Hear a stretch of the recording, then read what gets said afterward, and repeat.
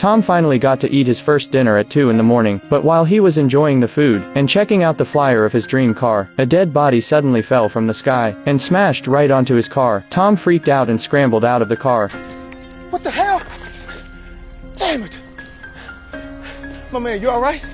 Just then the guy who had gotten out earlier came running out of the building, but when Tom asked him to help call the cops, the man just stood there with no reaction. That immediately set off alarm bells in Tom's head. You killed him?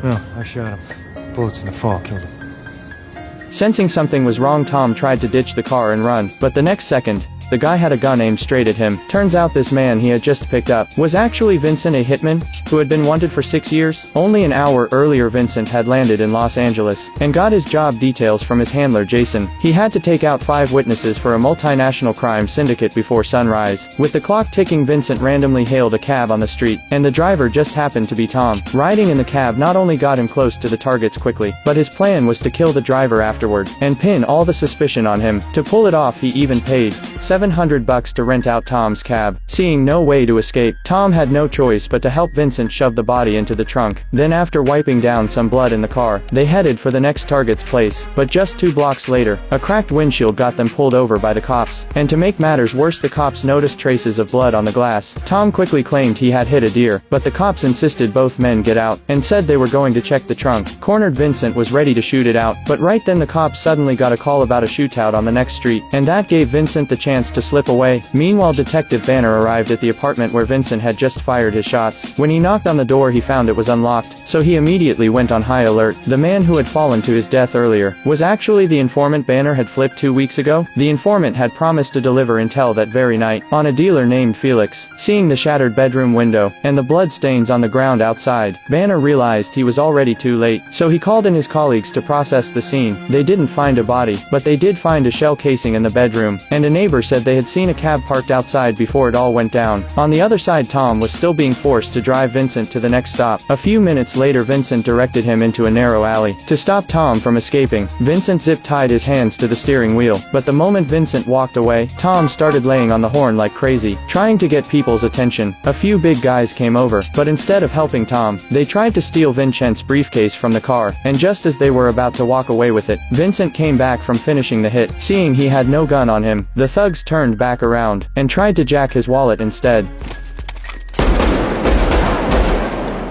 But in just a blink of an eye, Vincent dropped them both to the ground. Later at a gas station, Vincent gave Tom a warning, and to calm him down a bit, he even dragged him to a nearby jazz bar. The bar owner's live performance had Vincent completely mesmerized, so near closing time, Vincent bought the owner a